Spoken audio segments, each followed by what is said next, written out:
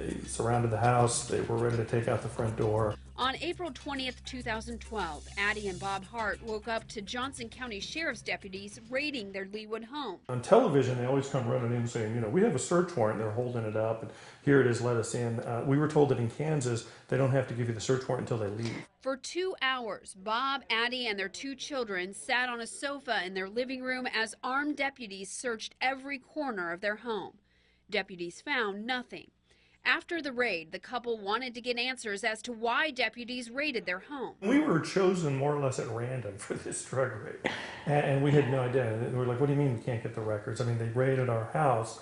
You know, they need this. And like, no, they don't have to do that. When police declined to give them the records, the Hartes also hired Cheryl Pilot to take action in court. Over a year and a half, let's say, we spent $25,000 to, get these records and figure out what the heck had happened to us. The records the Hartes finally recovered shocked them.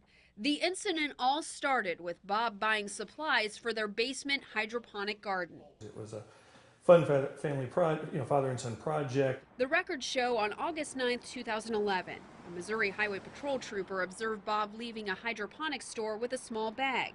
On March 20th, 2012, 8 months later, MHP contacted the Johnson County Sheriff's Office with the information.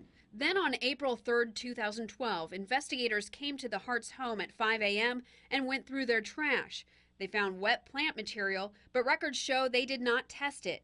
On April 10th, 2012, they returned to the home, found plant-like material again, but this time they performed a field test, which tested positive for marijuana. Bob instantly said, "It's your tea," because I drink loose tea, and those are saturated leaves. Records show deputies went to the home again 1 week later and found more plant material, and another field test indicated it was marijuana.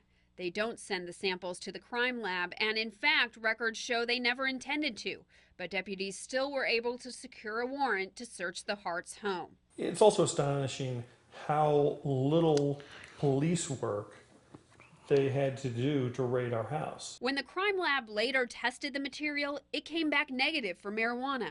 An embarrassing misstep for deputies, one that would have remained hidden if the Hartes had not spent the money to access the records. Nobody wants to be, on the nightly news or the front page of the paper explaining a scandal. And they don't worry about that in this state because they know the media's not going to get a hold of it. The Hartes filed suit in federal court over the incident and have testified in Topeka to encourage lawmakers to open Kansas police records. This is not what justice in the United States is supposed to be, right? You shouldn't have to have $25,000, even $5,000, whatever it is. You shouldn't have to have that kind of money to find out why people came raiding your house like some kind of police state. Virtually every other state presumptively makes those records public information and available to either the public at large or at least to the people that are the subjects of the warrants. After hearing about the Hartes, Kansas House Representative John Rubin proposed House Bill 2555. It would make probable cause affidavits the information that police have to provide a judge in order to get an arrest warrant and search warrants open records. Kansas was not an outlier as we are now. Kansas was like virtually every other state, and these records were presumptively open. In the late 1970s, a Topeka newspaper published information from 2 arrest warrants before police captured the suspect. Police blamed that article for the fact one of their suspects was never apprehended. The Attorney General at the time was Vern Miller, a man made famous by raiding an Amtrak train for alcohol as it passed through Kansas. Under his advice, the legislature reacted swiftly. I think the legislature, in overreaction to that one incident where the law wasn't applied properly, went too far in the other direction with automatic sealing of the records. Rubin's bill to reverse the 4-decade-old law passed through the House 113-10.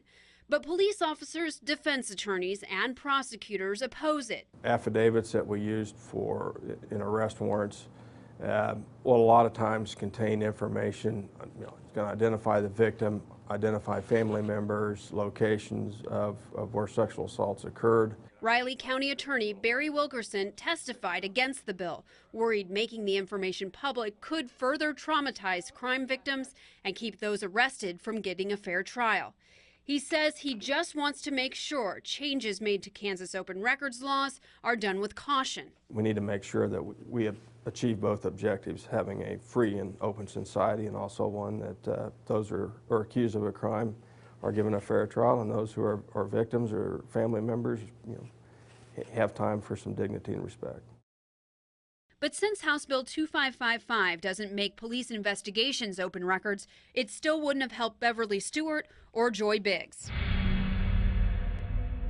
When I close my eyes, I don't see the sister I should see. I see my sister laying on the concrete floor